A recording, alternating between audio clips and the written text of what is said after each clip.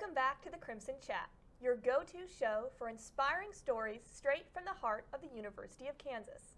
I'm your host, Jaden Hill, and today's episode is a celebration of something every Jayhawk knows and feels, even if we don't always have the words for it.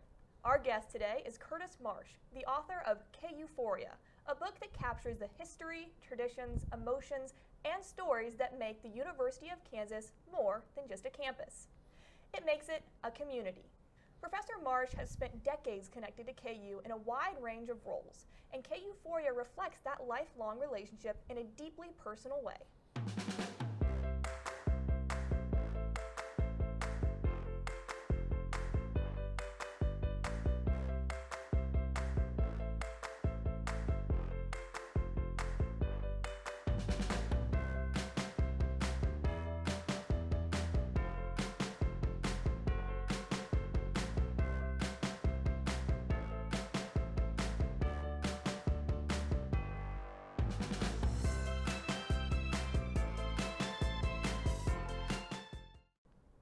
Professor Marsh, welcome to the Crimson Chat. We're really excited to have you today. I am so pleased to be here. And let's go with Curtis. That makes me feel younger. Perfect. I can absolutely do that.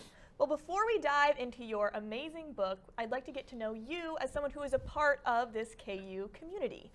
For someone meeting you for the first time, how do you usually describe what you do at KU and your story here at the university? My story is so embroiled in the school. I've been here for 30 years working, and then 5 years in undergrad. So really I've done a lot of different fun things at KU, but my story is I love this place and what it does for the students, faculty, and alumni that love it. And you've been here for how many years now?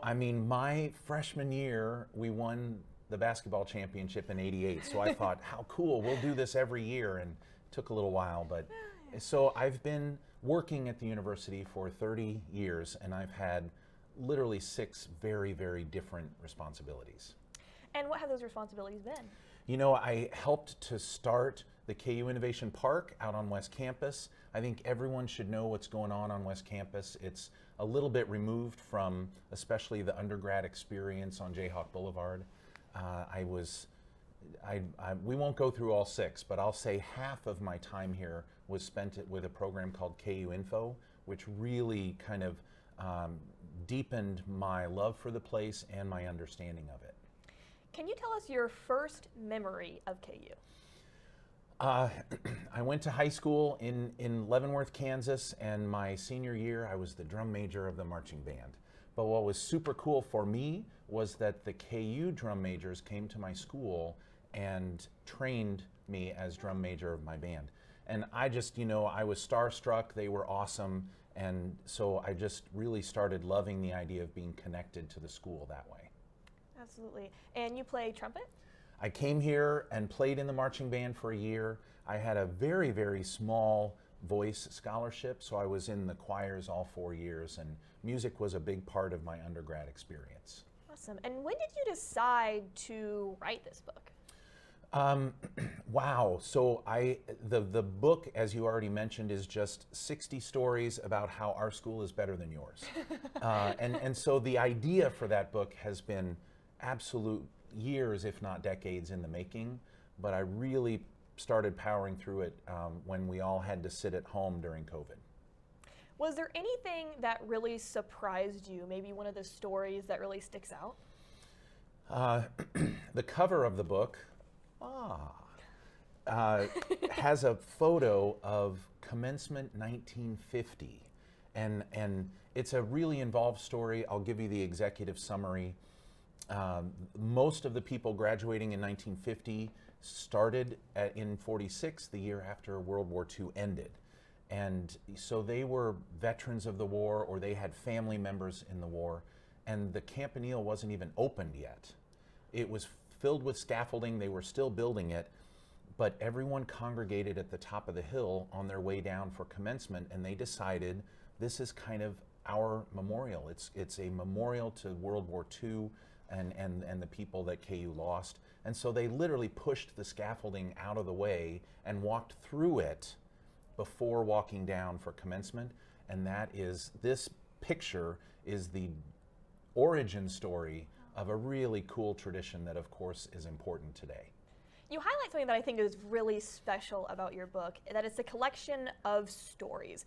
Why did you choose to write it in that format? A very specific reason. You know, when we opened the DeBruce Center almost 10 years ago, I got to be the director of the facility for a number of years, and so I wanted to really know the Naismith story, the Fog Allen story. I read all of their books, and Fog Allen actually wrote like 3 different books, and his last one was just called Sports Stories.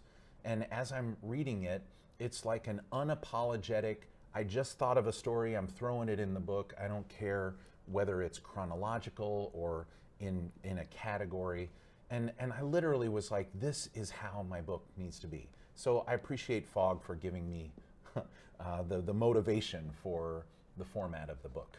Many great things from Fog, There but you hey, go. your book is just one of them, right? And the title itself is very distinctive, Okay. K-Euphoria. Can you talk about what you're trying to convey with that title, how you came up with it? What does K-Euphoria mean? So I'm glad you asked, because honestly, the title was the plan even before I had a decent amount of the writing done.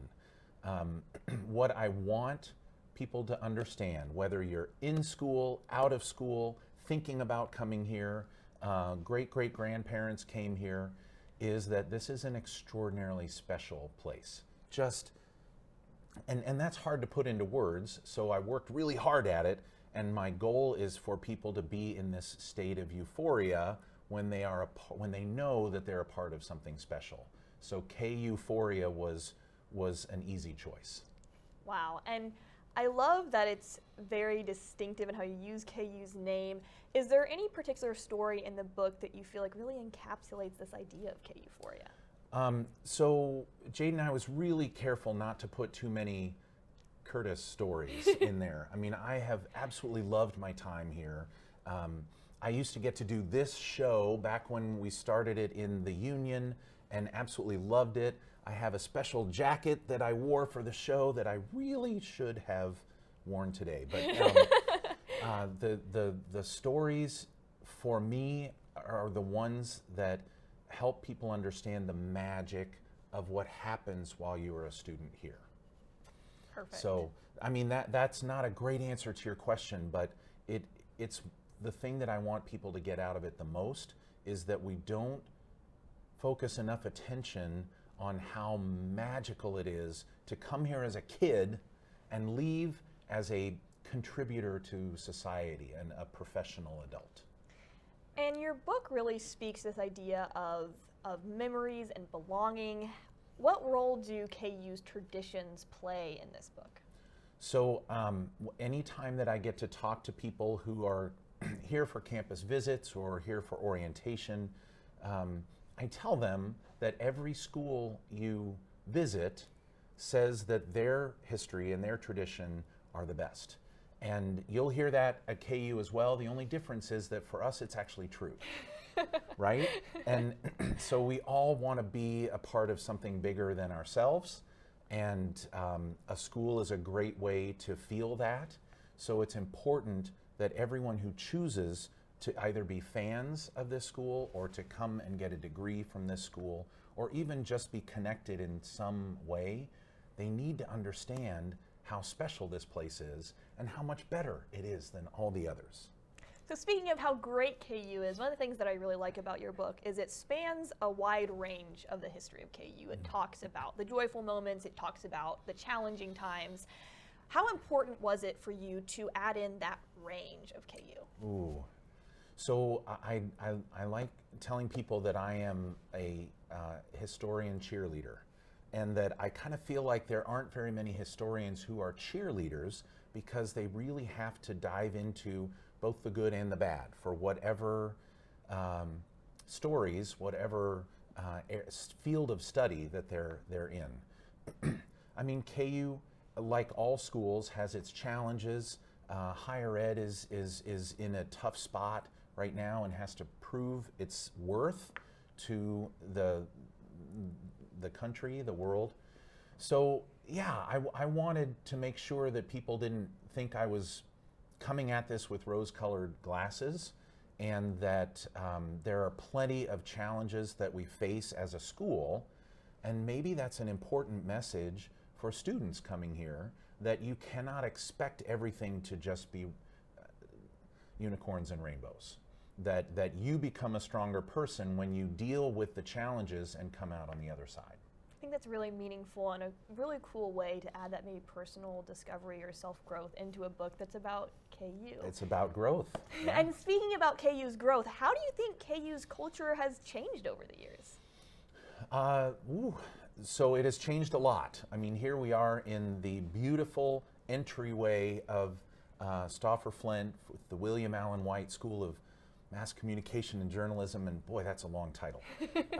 So that's a big change. I mean, I was a journalism student, and I came in, the east entrance, and it was this little side place that didn't make you feel like you were super special for being a J School student, and now we feel very special being J School students, alumni, etc. But that's bricks and mortar, and of course that's going to change. What I love about giving campus tours is that you go down Jayhawk Boulevard, and if you came here 5 years ago or if you came here 50 years ago, you're like, this is how I remember it. This is special. Wesco Beach, there's still people preaching on Wesco Beach. That's both cool and annoying. So what are the changes? Technology has changed our school so much. Going through COVID taught us that you can still learn remotely. I'm still a big fan of learning as an in-person group. But otherwise, traditions, they also evolve. But what makes this place special is that the students choose to maintain a lot of the traditions that are 50, 100 years running. Absolutely. It was funny the other day in class, I was in an American Lit class, and one of the assignments that we had to do is look at the classroom that's in Wesco and go through the technology history in the room. So we had everything from an old speaker that was connected to the whole intercom system, to a blackboard, to now we have whiteboards. Now we have a screen where you can put up your computer screen. And so it is really cool to see all the different layers of history here, and I think we have a really unique and special campus in that way. So I do definitely appreciate that you bring that up. And I want you to talk a little bit about why is telling the university's story so important, right? I mean, every university is going to say that their story is the most important, their traditions are the best. Why did you really feel like it was important to tell this story? You're reminding me of an interview with Jay Billis, a sportscaster, and if you know who I'm talking about, you know that he played for Duke University, which is one of the schools that tries to be as cool as KU. And what he says about the experience, and he's focusing on basketball, is that you can't really define it, you have to experience it. And I actually call foul on that message, because we do need to be able to explain it, and we do need to make it a tangible thing. Because there are a lot of schools that say our place is the best, and you can't really define it, you just have to come here to experience it. And I think that if we are good at marketing and recruiting and bringing students in, we are able to tell the stories. So that's what the book does. The book says, how many schools have their own planet? I don't know of any other school that has their own planet. How many schools have their own element on the periodic table of elements? Kind of one of the important ones, for that matter. How many schools have their own superhero? I mean, we can define how special this place is, and all we need to know is a couple of the stories and which ones resonate with different audiences. That's a journalism thing. Absolutely. And you mentioned this a little bit earlier, but we're living in a time of a lot of criticism of higher education. And what is your response to that as someone who has really delved into the history of this university, as a big part of this university? Is there something you'd like to speak to kind of on that issue? And we deal with that a little bit in the book. It's fine to say that KU is better than all of the other universities, but why is the university experience important? It goes back to something I just said. We come here as kids. I especially was so naive and didn't know what the heck was going on. All I knew is that after high school, you're supposed to go to college. So you're rather insular. Your perspective cannot be as broad as it should be. And so I have confidence in the higher education system simply because so few of us are ready to become true adults when we're done with high school. And then I guess to broaden that, you can very successfully do a technical school. You can very successfully get a certificate in a certain area and become a professional. But what a luxury it is to spend 4 or 5 or 5.5 years trying to figure out who you are and what you love and what you will be best at as a professional. And by the way, trying to figure out how to live on your own and pay bills and deal with a car that's not working. And you come here as a kid who has been told how to act and has been told how to think in some cases, and you leave here with your own perspectives. You've met people from other countries who have a very different idea of how life should be, and it's, I've already said it, it's magic. And that's why the higher ed system is going to survive all of the challenges that it's facing. And I think it's a really great perspective, and there's so many lessons that we can learn from higher education. But one thing I wanted to ask you, is there a particular lesson that you think is important to highlight in KU's history that you've learned? When I started the book, I went with a traditional publishing company who said, we like all of your stories, but we love the basketball stories. So let's scrap all the other stuff and let's do a basketball book. And I said, you know what, I love the basketball stories too, but I want to do a book about how the entirety of KU is a special place. So you know what, there are a lot of really cool basketball stories. And there are things that a lot of us are focused on the program and are super proud that, you know, we're playing our 1,000th game this Saturday and ESPN loves coming here. But I mean, did you know that Fog Allen pretty much saved the NCAA tournament from being scrapped after its first year? Did you know that Naismith is one of the people who is said to have created the football helmet? Did you know that he is like the grandfather of volleyball? There are some super cool little nuggets like that add to the depth of our love of this place. And so I think I just spend a couple minutes not answering your question. There's 60 great stories in here. And if you didn't know that we have our own planet, our own element, a lot of us know that we have our own superhero. But oh, by the way, how many of them wear crimson and blue? Have you thought about that? Superman, Spider-Man. I mean, crimson and blue somehow is the superhero color theme. I think they took it from us, I think you're probably right. Yeah. You've spent a lot of time working with students here at the University of Kansas, along with many of your other positions. What is it like to actually work with the students at the University of Kansas? It's everything. It's everything. First of all, it keeps you young. So I'm pretty clueless on some of the new music and the new technology, but at least the students help me not be 100% clueless. Students give me the inspiration to stick with it and start my 4th decade here because I just love the excitement and the enthusiasm that they bring. I'm teaching afternoon classes Monday, Wednesday, Friday this semester, so I'm not sure how enthusiastic they're going to be for the 4 p.m. Friday class. I'm really challenging them to please come to class, and I'll try and make it as interesting as possible.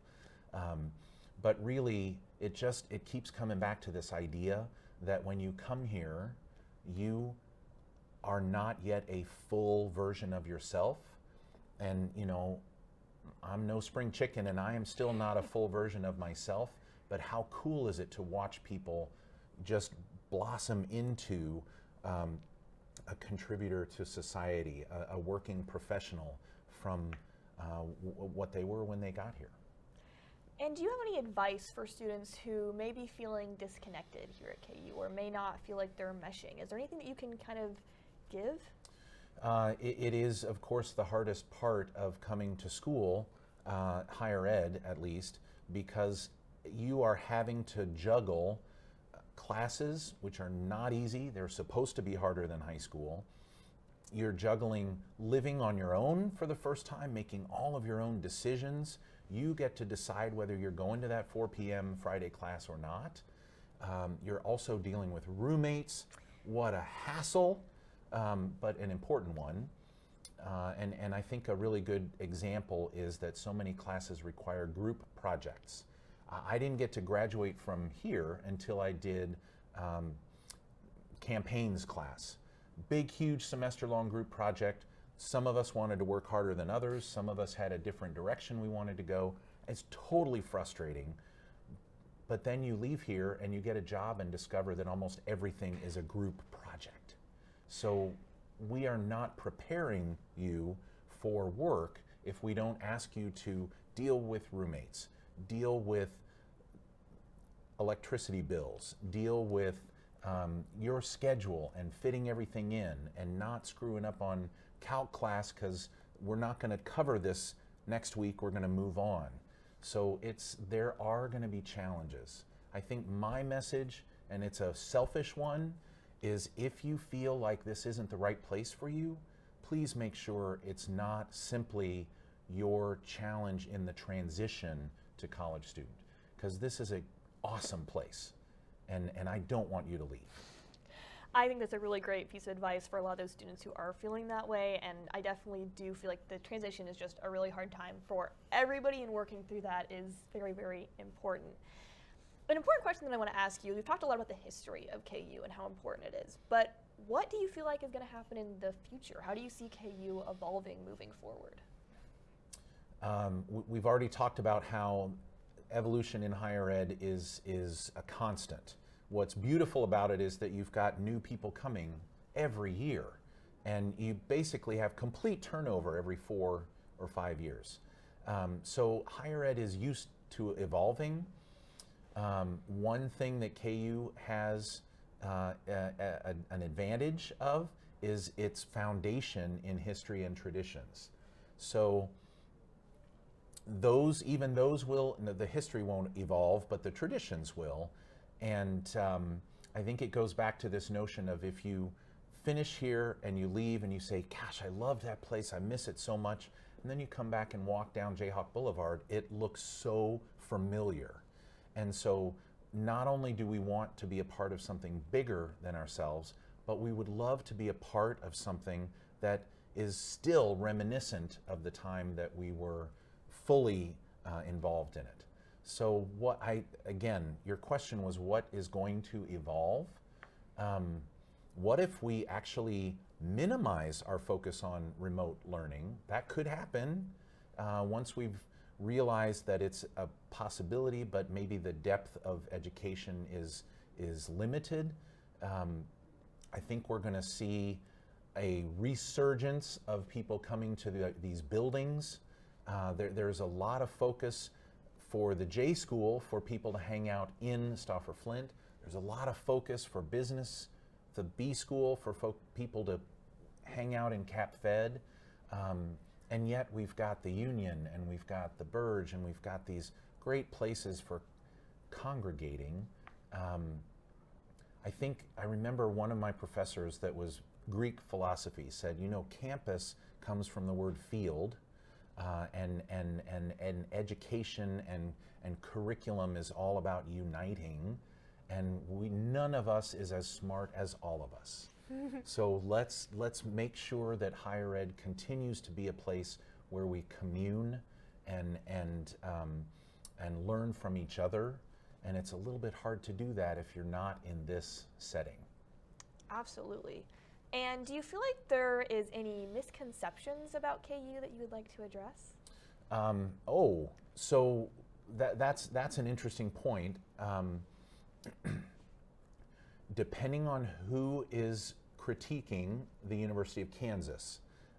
There are some, I talk to a lot of students who come here from Western or Central Kansas, and almost all of them say, you know, my friends or my family were like, why are you going to KU? They think they're so cool, they're so elitist. And yet, with some of our students that come from other parts of the country, they're like, well, this seemed like a place that was so much less elitist. And how crazy is that there's such a very different version of this place. And so I think it's important, regardless of whether you feel like this is an elitist place or a laid-back Midwestern chill place, it is doing some really amazing, globally important stuff, and that is why it's a great place to come and broaden your perspective. I think that's the beauty of it, is that it has this reputation, at least in our state, of thinking we're so cool. And part of that is there are 100 different countries represented. Someone from every county in the state is a student here. So it is global, and it does broaden your perspective. And frankly, you're here for a little while and you realize we're not elitist. We don't think we're cooler than everybody else, even though my book says we are, but only because I want you to be proud of your connection to this place. I was one of those Western Kansas kids, so You totally know. Yeah, so I do totally know. I had all the things said to me. Well, before we wrap up, I would love to just know, is there a personal story about KU that you would like to share?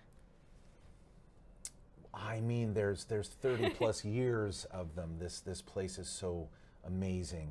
I think that you know, people are surprised to hear after 30 plus years of working in a school that one of the ways I became so connected to this place was that I ran an entrepreneur club as an undergrad. And so all of these business owners would come and talk to us about how scary it is to do that, but how exciting it is.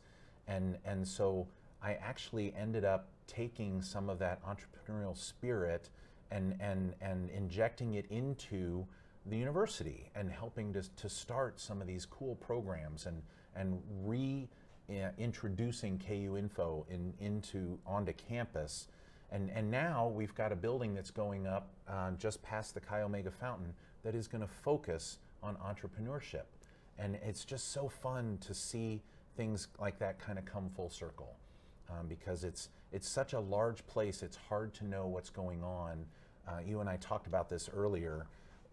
I want students to learn what West Campus is all about, and that the pharmacy school is sending people out to your community and everywhere in the state, so that Kansas is a stronger place, because the pharmacists, the law enforcement, the firefighters, the doctors, these are all KU people that are going throughout the state and also throughout the world.